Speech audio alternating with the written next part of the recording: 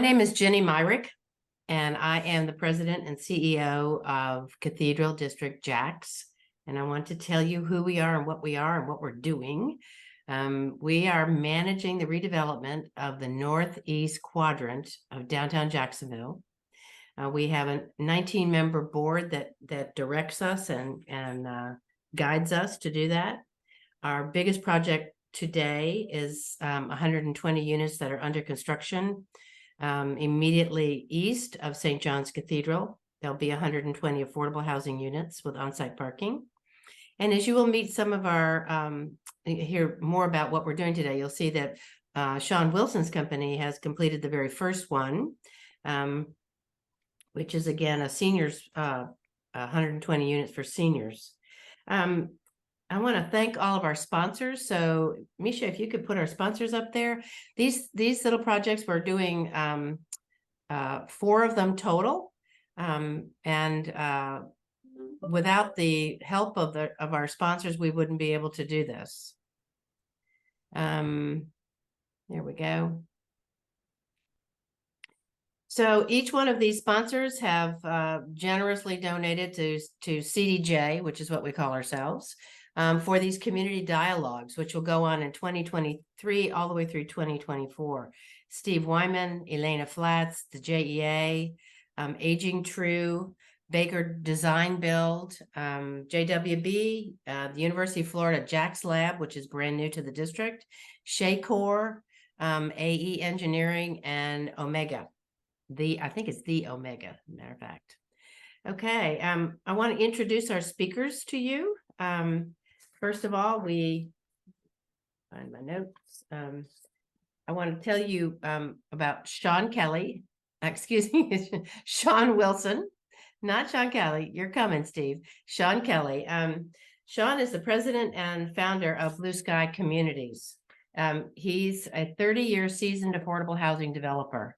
He's played a pivotal role in identifying new opportunities, assessing financial viability, and engaging the stakeholders. In 2012, Sean and his partners formed Blue Sky, headquartered in St. Petersburg. Most recently, Blue Sky opened Ashley Square in Jacksonville. As I mentioned, the 120 affordable senior housing units with underground parking, which we love, the fact that we don't have to worry about parking. Sean served at 2 nonprofit housing organizations in Miami and weathered the challenges of Hurricane Andrew. His leadership led to the development of over 200 housing units.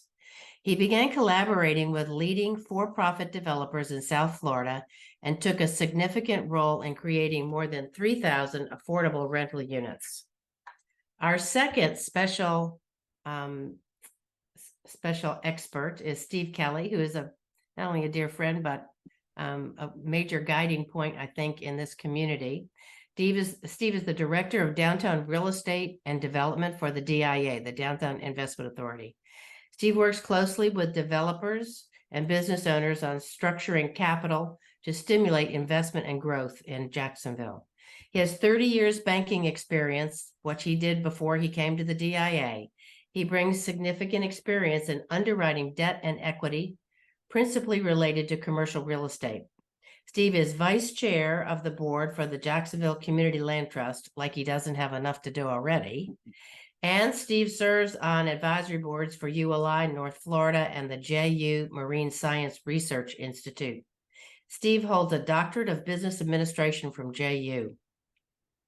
He's an adjunct professor of economics and finance for the Public Policy Institute.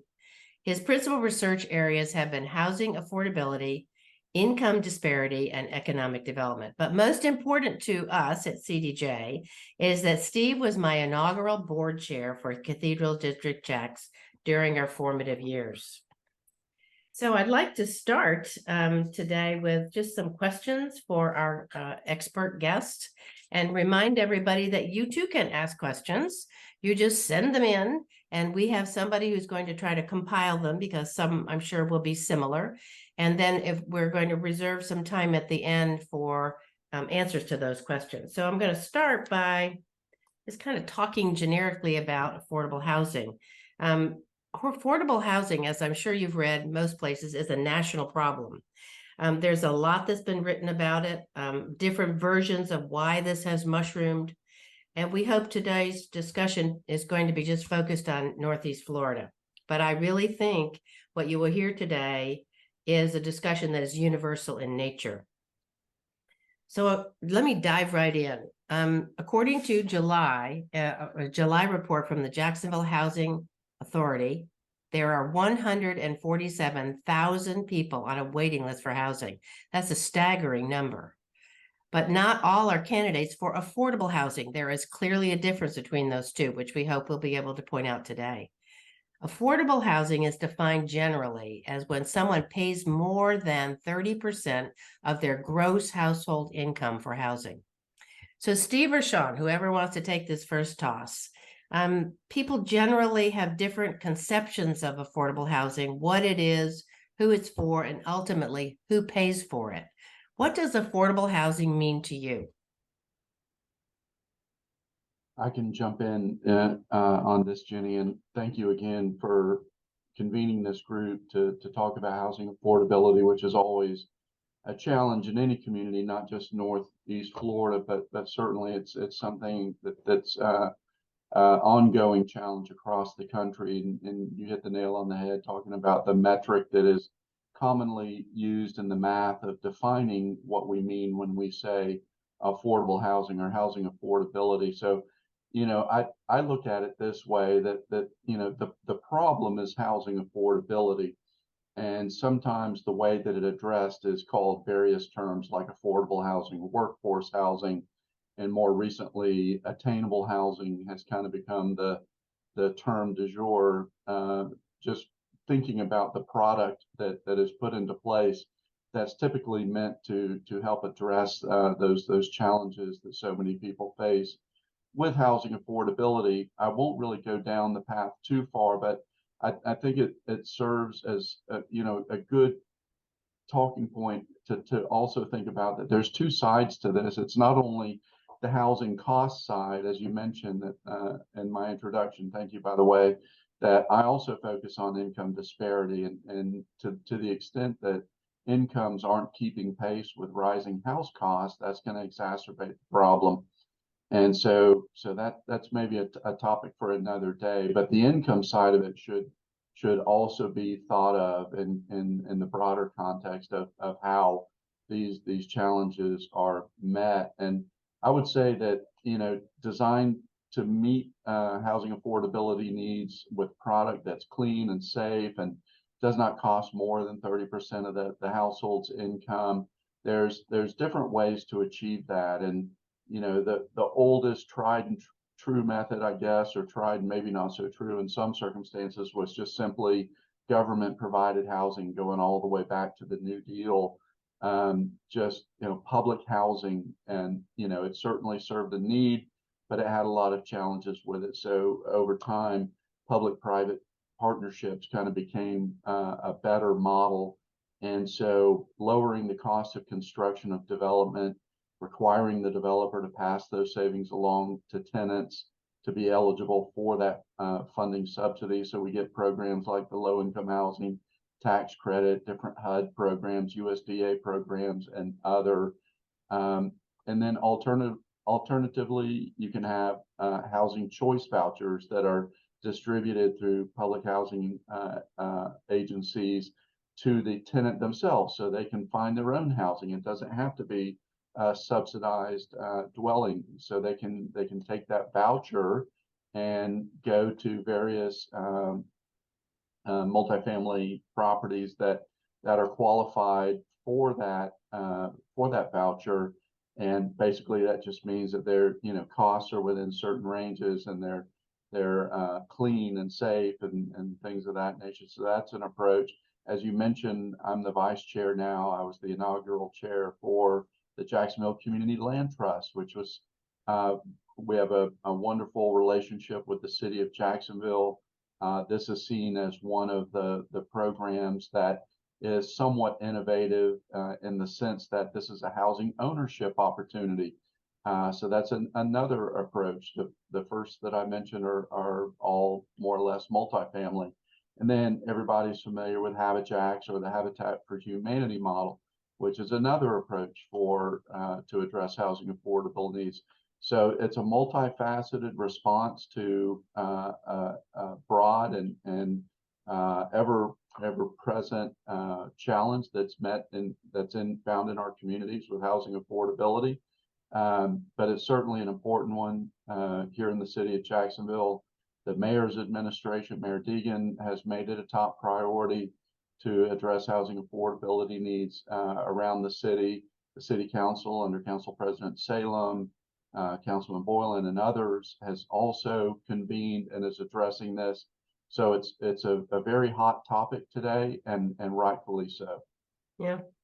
The affordable housing category itself is always based on area median income, called AMI. We're going to show you just a quick little Google search we did. Misha, if you want to put that up.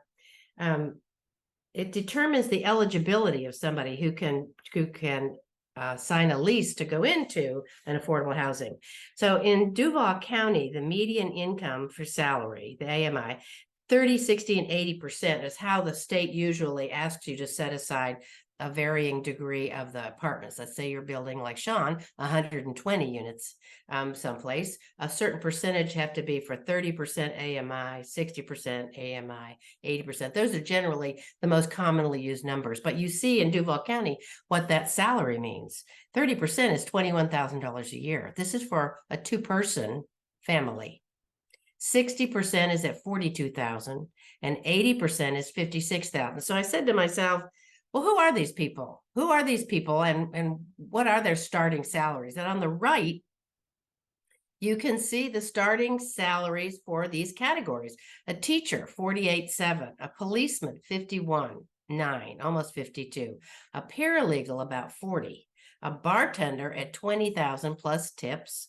A waitress at $18,000 plus tips. And look at the Uber driver. Frankly, the bartender and the waitresses need to go drive Ubers. They make substantially more, $32,000.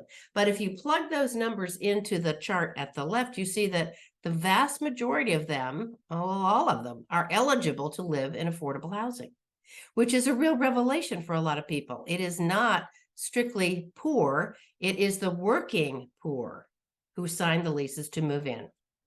So with that, Sean, these families are working individuals. So why do you think these projects sometimes face neighborhood opposition, like NIMBYs or YIMBYs? I mean, why do they? Is it a lack of knowledge about who's living there, or is it a lack of acceptance? You're on mute, Sean.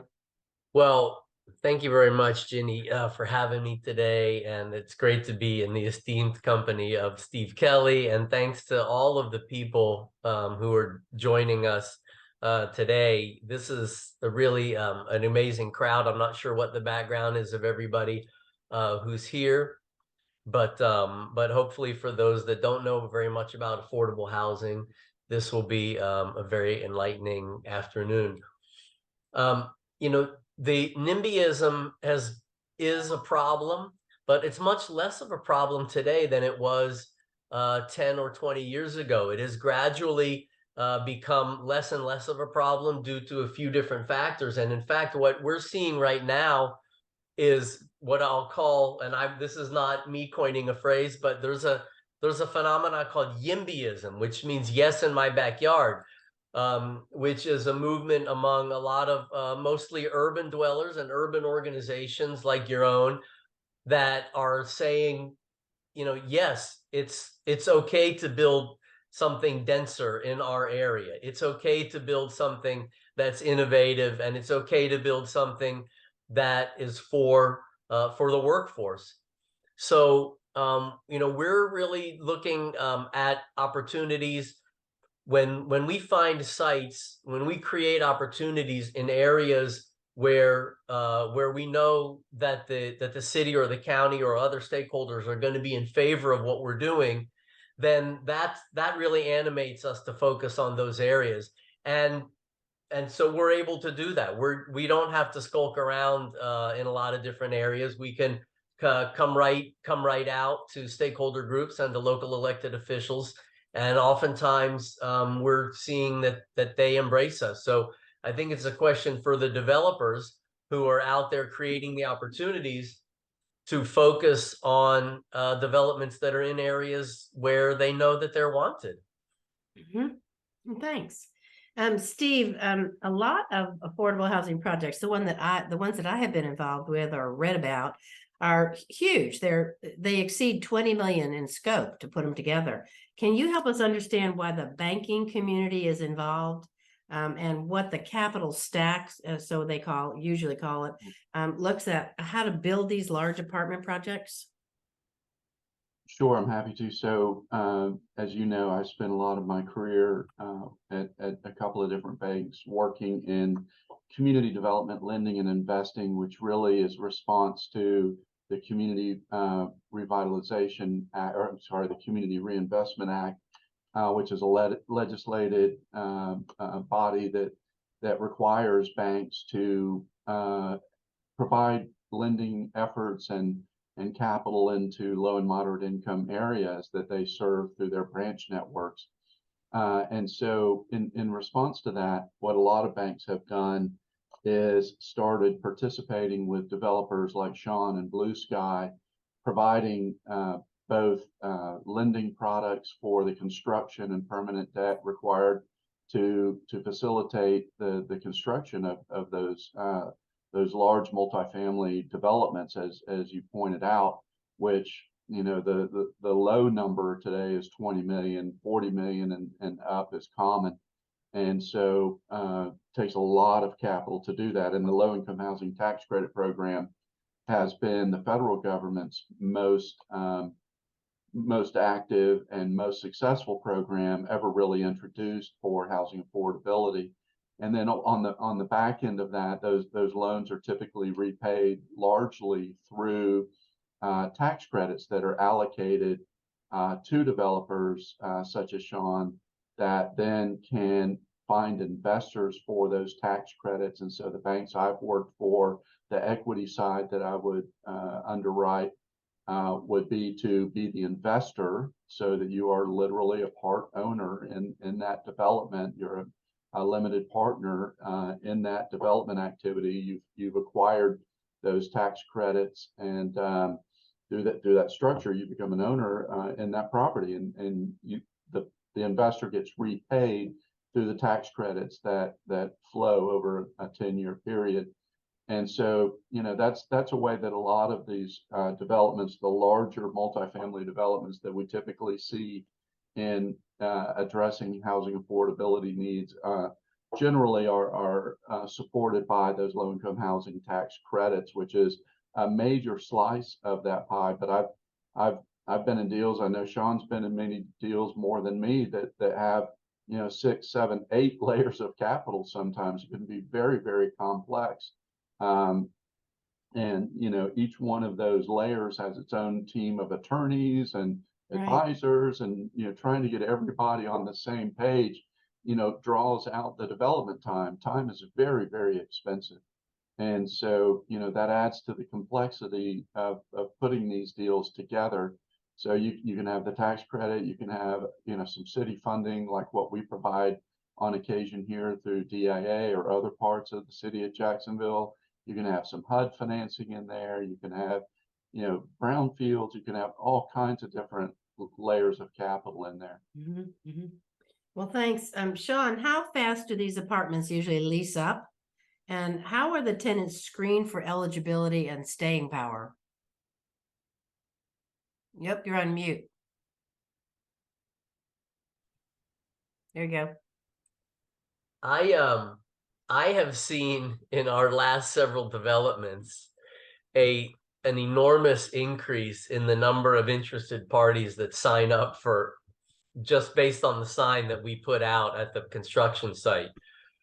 So just since in probably our last 4 or 5 developments that have been under construction, including Ashley Square, which is in the Cathedral District, we've gone from a few hundred people that sign up on the website in advance to 800 to 1,800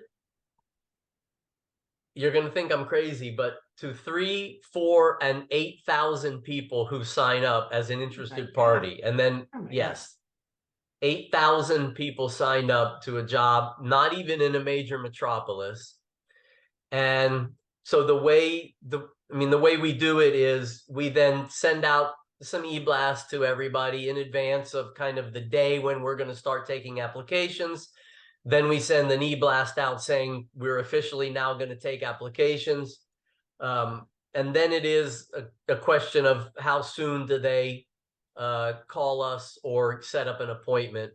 How do we pre-screen people? I mean, we do a third-party employment verification. So they tell us where they work, and then we reach out to the employer to verify the income. And we do pull credit and criminal background and prior rental history. We certainly do some level of due diligence on all of those items, as any other property management company would. We are admittedly going to be more lenient than at a higher end apartment complex. So we try to be understanding of that people had lives before they came to us.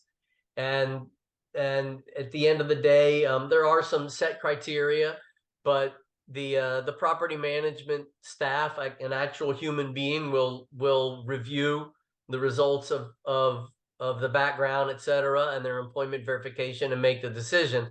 We're always trying to, as we say, we're always trying to screen people in, not screen people out. So we're trying to find ways to make sure that people are qualified, assuming that they fall within the appropriate income range, rather than try to find reasons why they should not be qualified. Yeah.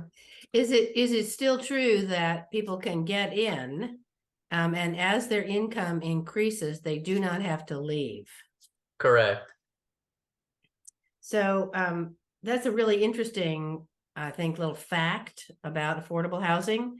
And we of course, we want people's incomes to go up after they move in with us, because it means that they've achieved some stability in their life that maybe they didn't have before. And that maybe some of the programs and services that we help them out with have made a difference as well. And yeah, as long as their family status doesn't change, or there's not some other drastic life-changing event, then their income can go up, and we encourage that. Yeah. Are there a lot of developers, Sean, in the state of Florida who build affordable housing? And if not, goodness sakes, why not? The market seems to be there. Well, and speaking just in my sector, which is for rent and apartment complexes similar to Ashley Square, there's about 20 or 25 developers that are pretty active, that are based in Florida, and a few that are not based in Florida that work here as well. And I feel like we've got the state really well covered with our group of developers. I mean, we're all competitors, but we do have we do get together to have meetings several times a year and coordinate efforts, especially from an advocacy standpoint. And I feel like the developers that are here have additional capacity if the funding were available, because really the bottleneck in the ability to produce new affordable housing is not in the capacity of the private sector to develop that. There is adequate capacity in the private sector to develop more affordable housing than is being developed now in terms of number of units per year, let's say. And the bottleneck is funding, and that's nothing new. And so that's why, we always advocate for more funding in order to create more units. Mm-hmm. And in the development community, we think that that's an achievable goal. Yeah. Well, I know that you, Sean, work all over the state, and that Steve in his banking career before joining the DIA worked all over the state to assist this kind of development. And Steve put together a little chart, which I found really interesting. Misha, if you want to throw that up on the screen. and I'm going to have Steve explain it. It shows the relationship between the Florida Housing Finance Corporation, which is the group on the state level who awards financing for this, and looking at all of the other large metropolitan areas. So Steve, you want to walk us through that a little bit? Sure. So the Florida Housing Finance Corporation, FHFC, is the body. It's the state's housing authority that the IRS allocates tax credits to. They then distribute them through a competitive process to the various developers like Sean and the 20 some odd others that he was speaking about around the state. And so, it doesn't end there. There's a lot of data exchange. There's a lot of tracking that goes on. And so I pulled this information from Florida Housing website, where they look at things like occupancy and vacancy rates and trends and deferred maintenance and a lot of different things. And so that's where I got the FHFC total units. I think that was probably from about June of this year. That shows how many units that have received some kind of subsidized funding through FHFC and are in service today. And, just quite simply, I compared that against the population of each of those counties, just to try to get a very rudimentary measure of the percentage of units based or in comparison with the population. And so you can see that it ranges really from 0.73 all the way up to 1.7 with a mean of 1.22, just for these 6 highest populated counties within the state. Jacksonville fares pretty well in that, above the mean at 1.41. And so, with 14,317 subsidized units, within the county. But going back to one of your early data points saying there's over 130 or 140,000 people on the JHFA waiting list for the HUD vouchers, I think is what that data point was. Clearly, this is only one way to address the housing affordability needs within Duval County, but it's definitely a very important one. But we rank pretty well against the other large counties in the state also. Yeah, I was really pleasantly surprised. Obviously, the number of units in Miami are substantially bigger than Duval, but then the population is twice the size too. But I've heard repeatedly that Miami takes the lion's share of Florida housing money. But according to your chart here, we're pretty competitive, pretty even on it. Where does Florida Housing get their money from? And is it true that the legislature occasionally has come in and swept their money away? So what I was speaking about before is an allocation of tax credits that literally come from the IRS on an annual basis. Florida Housing has a very unique approach as to how they distribute those tax credits in the competitive funding rounds throughout the state. And so that's one source of capital that finds its way into the affordable housing market. And beyond that, the state of Florida has what's called the Sadowski Act, and the Sadowski Act takes some of the tax funding received on deeds and transfers, and it that's supposed to flow back over into housing affordability as well. Sometimes it gets swept. The current governor really, through the Live Local Act, has stepped up and refocused a lot of that funding back into affordable housing at significant levels. But there's different programs. If you were to go on the FHFC website, you could see a whole menu of programs that FHFC administers that can just go direct into the direct subsidies into development and administration of affordable housing. So developers make an application to the state for these dollars, and then they're very competitively awarded, as I understand it. So you may not get your application approved the first time. You have to go to the second round. And that's a real a real downer with such a need in the communities. And Sean, you as a developer, I mean, have you had opportunities like that where you put your application in and then you don't get any money and you have to wait and wait and wait? We have, and I'm trying to remember if Ashley Square, which is pictured right behind me, I'm trying to remember if that took multiple years to get approved by the state or not. It did Um, not. It did not. it did not. And well, you know better than I. That's great. Yeah. I do want to give a recognition to Blue Sky's partner on Ashley Square, which is Aging True, formerly known as the Cathedral Foundation. Yeah. They have been, of course, not only great partners of Blue Sky, but a big force in the neighborhood. And I'm sure that they will continue to be for decades to come. Steve, I know that you have always been an advocate for mixed income neighborhoods being, as ULI says, that the healthy neighborhood. And we all know what happened several generations ago where the federal government moved a lot of very poor people into a singular neighborhood and in some ways created a concentration of poverty. So you being the advocate that you are, that I've heard you tell me many times about the mixed income residents, can you share your thinking on this topic? And if the United States has learned its lesson not to do that again, and if that's the case, then are we overdoing affordable housing in the cathedral districts? Wow, that's such a huge question. So it all really starts with jobs. Not surprisingly, talking to me, that it's really all about employees being able to live near their place of employment. It cuts down on, congestion on roadways. It makes it a whole lot easier for employers to attract quality employees when they live nearby and they don't have to. The industry term is drive until you qualify.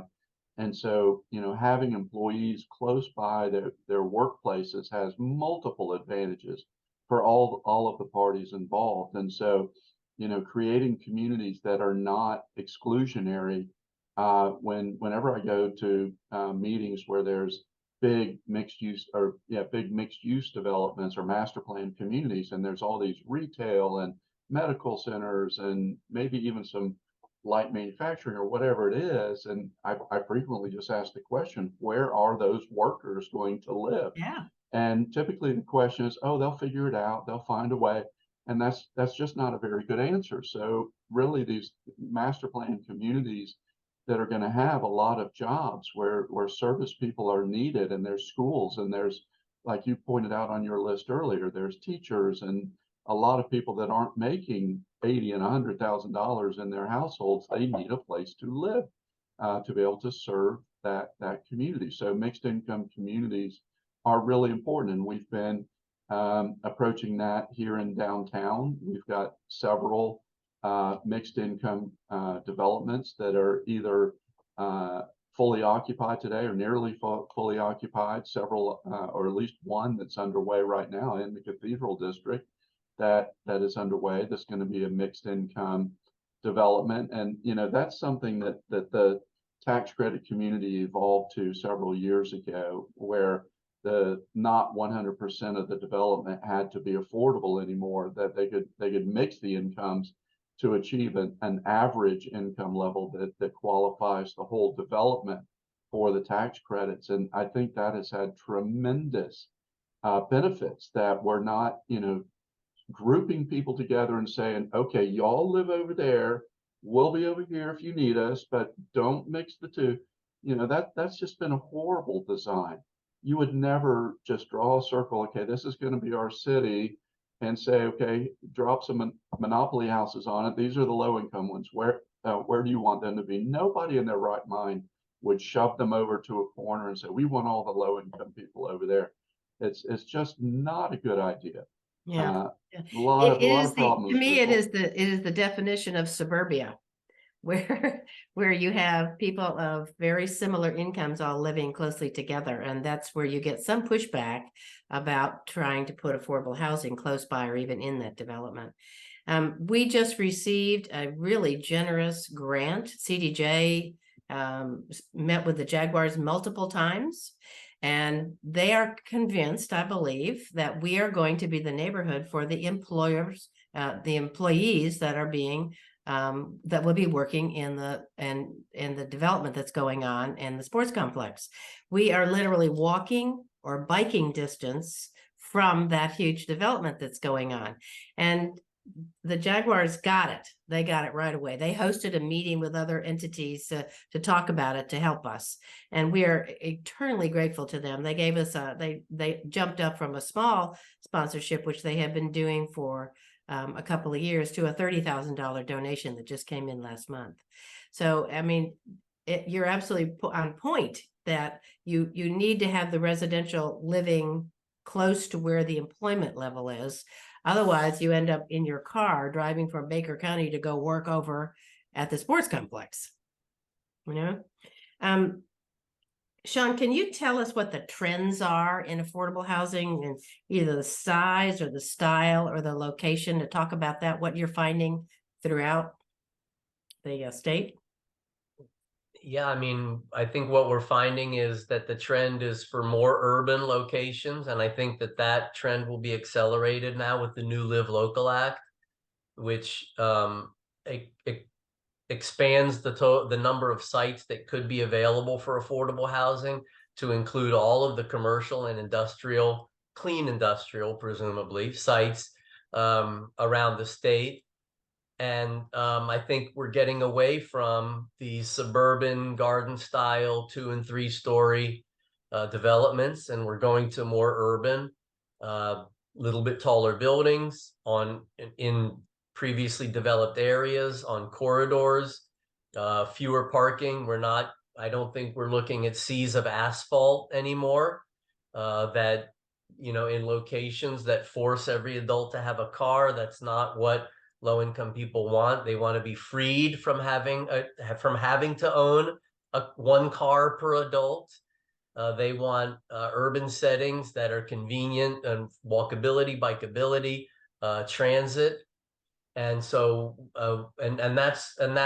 that's where the jobs are. So if I had to sum it up, I would say location wise, we're looking at putting developments where the jobs are, and size wise, buildings are getting a little bit taller, and that's the direction that we are going. And frankly, I think that we should be going in, and the city of Jacksonville has been particularly adept at that. I think there maybe still are some garden style suburban type affordable housing developments that get built, but I think the majority, and there's many examples, not only Ashley Square, but a lot of other developers have been active in the urban core, and Jacksonville has been a leader in that, and I suspect that they will continue to be. Mm-hmm. We have a 5-story height limitation in the Cathedral District, but we have talked at our board meetings several times that we probably should rethink that. There wasn't a whole lot of thought that went into it, and when there was a rezoning lay on each neighborhood that came from the DIA, there was a brief conversation about it. But what we have found is that in order to pencil out, even if it's market rate or affordable housing, it has to be at least 5 stories, maybe even 6 stories. I think 5 stories is fine. I think the parking is the driver. They need to not, when I say they, I mean local governments, and presumably the city of Jacksonville is also a leader in parking waivers, but I don't know the answer to that. We need to be able to build like 0.75 spaces per unit. And our people they'll get by with that. If they know that that's the limit going in, then they're not going to have cars. But in exchange for that, like I said, the property needs to be near jobs and needs to be near transit. And then 5 stories is a perfect height. Hey, Great. Sean, as an FYI, we don't have parking waivers in downtown Jacksonville. The reason being, we don't have a parking requirement. Right. It's open field running. Yeah. Right. Good. Well, so the market really drives that. Obviously, developers set their own parameters around what their parking needs are, but you again are on the avant-garde of a trend that a lot of urban locations are going to, and so I applaud you. Spread the word. Spread the word. Sean, you and I have talked about the looming problem that everybody on this call has faced with homeowner insurance. And I'd like you to touch on the dilemma with affordable housing developers and how this is hurting you. I mean, by way of illustration, Ashley Square we have to buy an insurance policy every year, just like every homeowner does. And when we originally planned for that building, I think we assumed that the annual insurance premium was going to be about $75,000 a year. And I think it is now triple that. Oh my. So, it's horrible when a homeowner who's used to paying $500 a year, now they have a bill for $2,000. That's horrible. But the insurance crisis is also impacting commercial property owners. And so what is the impact on us? Well, when it now makes new developments need even more government subsidy, because we have to buy insurance on the open market. And so we have to pay those extremely high premiums. And so for example, Ashley Square, the total development cost was $32 million when we and that's low. That's more economical than we could build it for today. $31 million. And of that 31 million, $6 million came from a private mortgage lender, and the rest came from a mix of government sources, federal and state, and the city of Jacksonville. And I'll take this opportunity to express my appreciation for the city's funding for Ashley Square. So 6 million on 30. So that's about, but if we had to underwrite it today using today's insurance premiums, instead of being able to borrow $6 million on the open market, we could probably only borrow 4.5 million or 5 million. So now we need to rely on the government for another million or another $2 million just so that we can afford the insurance premiums for 30 years. So it has a real impact. Yes. Do you think that one of the solutions would be the state of Florida through citizens perhaps capping what affordable housing insurance could be raised to, or will that run more insurance companies out of the state? I think that the legislature and the governor's office have a lot of power, and that if they put their mind to it, they can come up with a solution. Of course, the simplest solution is some kind of premium support program, but that doesn't do anything long term. I think, of course, what we need is a lot more competition. When Blue Sky puts out a property onto the insurance market to get quotes for a renewal, we should be able to get 5 or 10 quotes, just like you could when you go to insure your car. You could go to 5 or 10 car insurance companies. We don't have that option. We have maybe 1, maybe 2, and there's no competition in the market. But I do have a lot of faith in the legislature and the governor's office. They've done a lot of good things in their first few years. And I hope that they take it up in the 2024 session, as I'm sure all homeowners do. Yeah, you're the first one that's mentioned it to me, and we hear a lot about individual home ownership insurance and how it has been skyrocketing. But this is a really important factor. If we're putting all these local dollars and state dollars into affordable housing, we've got to somehow wrestle with that tiger. If both of you could just talk a little bit with me about what is happening, what we've read about, what I have read about in other cities and other communities, particularly on the West Coast, where they're looking at requiring zoning changes and even requiring developers, just private developers, to set aside some percentage of their units for affordable. Is this wise, or is it doable in Northeast Florida? So this is a really interesting question. The state of Texas several years ago had a landmark case, I can't think of the name of it right now, that ultimately ended up going to the Supreme Court, really because it was the start of the concept you alluded to earlier, the pockets of poverty. All of their tax credit developments were going into low-income neighborhoods. The housing authority wanted to spread them around, create mixed income communities.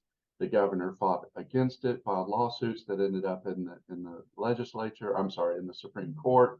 The Supreme Court ultimately ruled that low-income housing tax credit funded development should be able to go everywhere. And so that was really kind of the start of what HUD picked up on and created affirmatively furthering fair housing, where they HUD then required municipalities, if the municipality wanted to receive CDBG or other HUD funding, then that municipality had to have in place a requirement that all multifamily had to have a plan to include affordable units within them. That too was shot down. So on the flip side of the pendulum swing, that too was shot down by the Supreme Court. And so somewhere in between there lies the answer. My personal opinion, I alluded to earlier, is that in master plan communities, there needs to be some plan for affordable housing within that master plan community or nearby. But I personally, as much as strong of a supporter as I am of mixed income housing, I don't think it's a good idea to require every single developer to have affordable units within their building. Sean will tell you the administration associated with, maintaining records and screening applicants for residency and all of that stuff.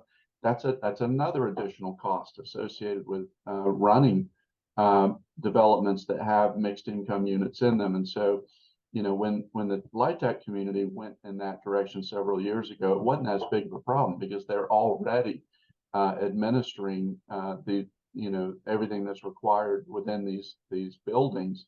But to require that of every single developer anywhere that's putting up multifamily problems is problematic. Yeah.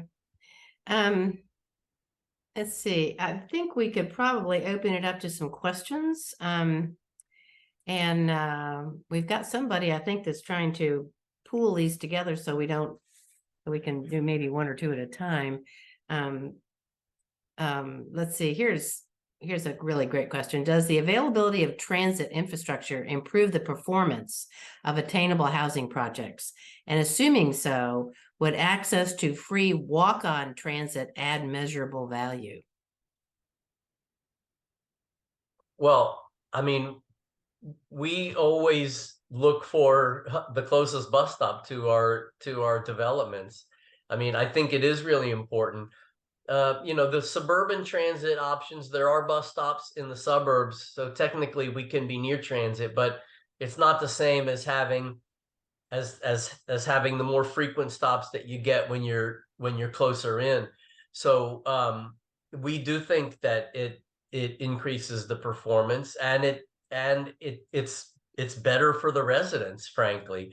So to the extent that the residents can get access to more transit, then I think that really that multiplies the beneficial impact and kind of creates a virtuous cycle of life improvement for the working class. I wanted to point out on the question of the working class, I know we're in Q&A, and this, I don't know if this came up in a question, but the list of employment areas that y'all listed on there was a good list. And I would add there's one other category that we often find living at our Blue Skies properties, and that is government employees. So let's not lose sight of the fact that actually a lot of government staff people, school board employees as well, are at that workforce range, and this is a great option for them as well. Yeah, the idea of this shift from car to public transportation is probably the decade's next challenge, particularly in Jacksonville. Car-centric development has been around for a long time, and particularly in Northeast Florida. When I was serving on the city council, the big development was in Mandarin, one big, huge development after another, where you couldn't even get out of your driveway you had to have a car just to go to the grocery store or to go to school. I mean, so that's a big shift, it's a mind shift that's happening. So transportation, I know that JWB, who owns has gotten approval on well over 150 units in the Cathedral District, called Cathedral Commons, is 3-story and has no parking, none. So it's street parking for them. So they're really dependent on public transportation to a large extent, or they will be using bikes or walking. Let's see. Let's see if I can get to Kirsten up here.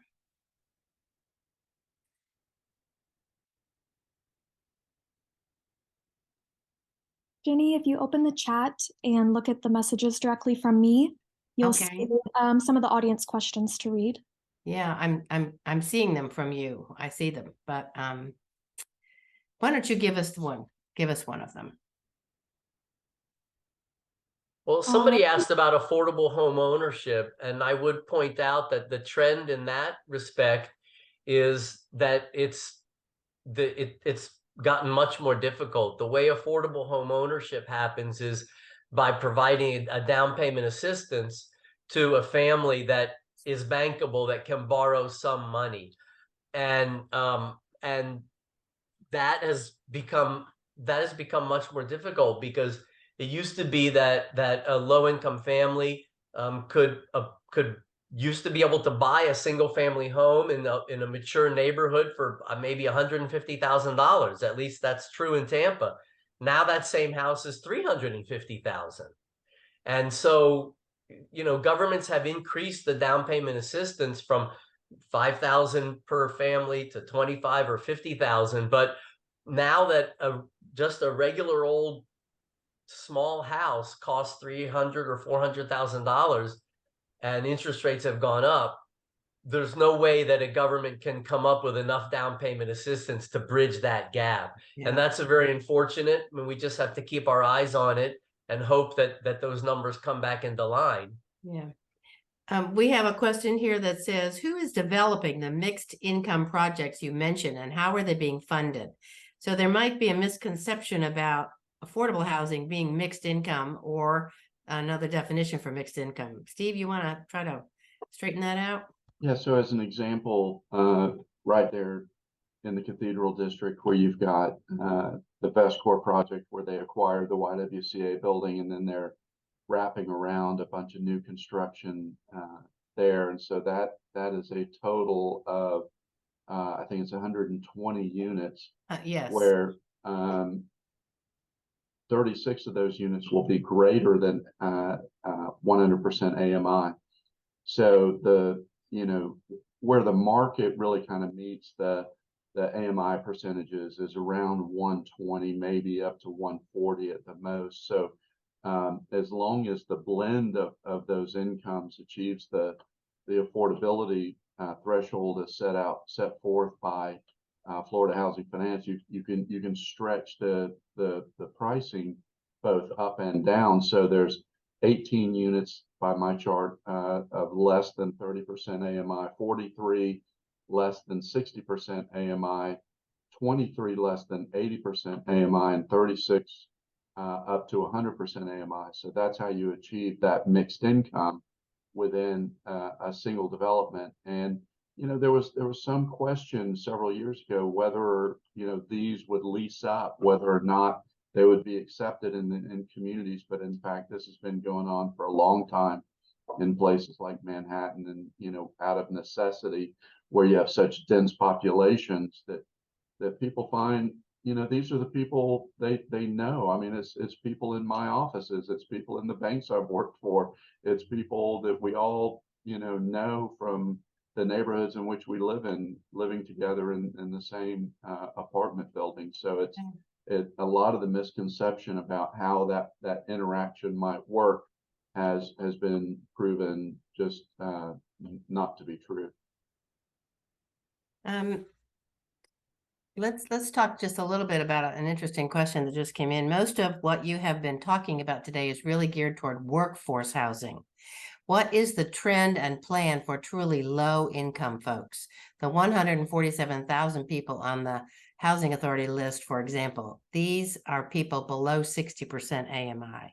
So maybe Steve or Sean, you could address that. I just pulled those particular percentages off of the state chart, but there are developments that are down into 30% and lower. So yeah, every year in Duval County, there is 1 or 2 or 3 new apartment complexes that get built that serve primarily people below 60%.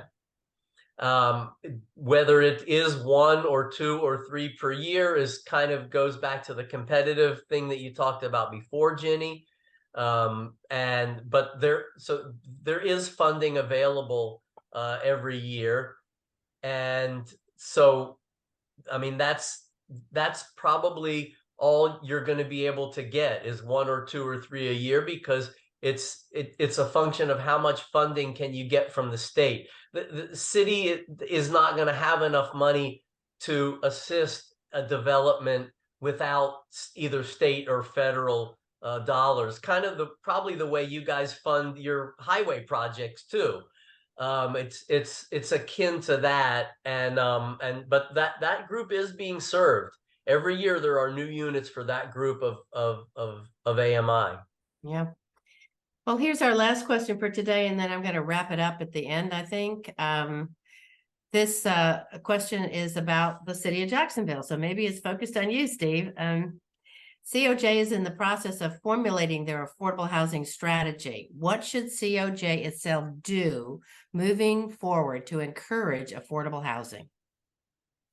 Well, Mayor Deegan and her administration have been very forward in their thinking about addressing housing affordability across all of Jacksonville.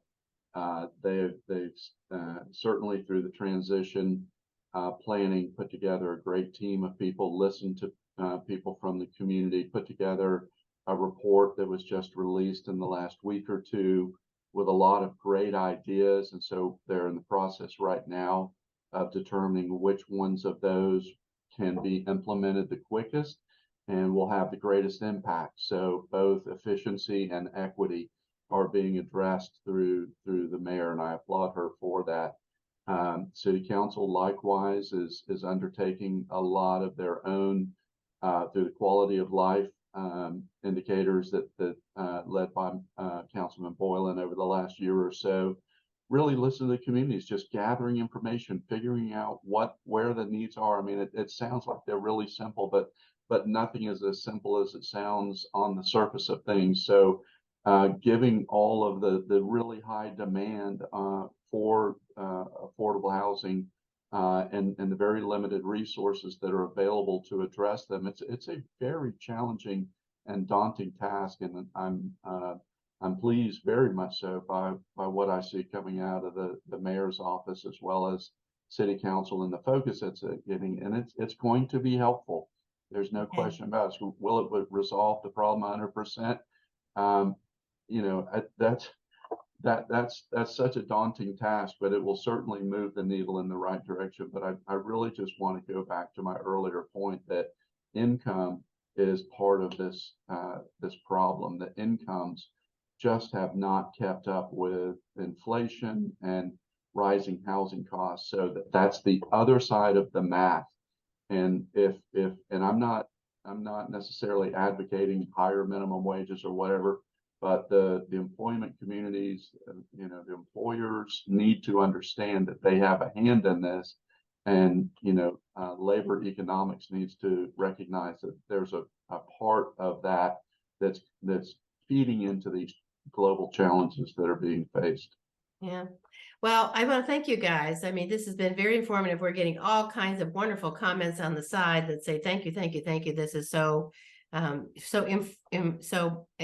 information that they didn't know about. So I think we can check that box. I want to ask Misha to put up our future community dialogues and just point one out to you. We're going to do 4 of these from this year into 2024. The next one is December 2nd, which we're calling a time traveling the district, which is going to be a walking tour of the district, and it's going to be headed by Mike Field, who is with the Jackson. He and Ennis Davis and Bill Delaney formed the Jackson, which is an online local paper that is absolutely fabulous. If you don't get it, you should get it. So he's going to do a walking tour of the district. And then on March 14, we're going to do, we're going to honor the public art that's in the district. And you might see this back and forth thing called Cathedral District versus Cathedral Hill. We compromised with the DIA and made our name. We are the Cathedral District on Cathedral Hill. That was our big compromise. The last one is May 16. And this is going to be more esoteric, similar to what we did today. The power of two-way streets and why two-way streets are so important to neighborhoods. One-way streets are the antithesis of a healthy neighborhood. So I want to thank you all for attending, and thank you, Sean, and thank you, Steve, for your great words of wisdom. Appreciate it. Thank you very much, Jenny. Take Bye-bye. care. Take care, everybody. Thank you. Good to see you, Sean. Bye.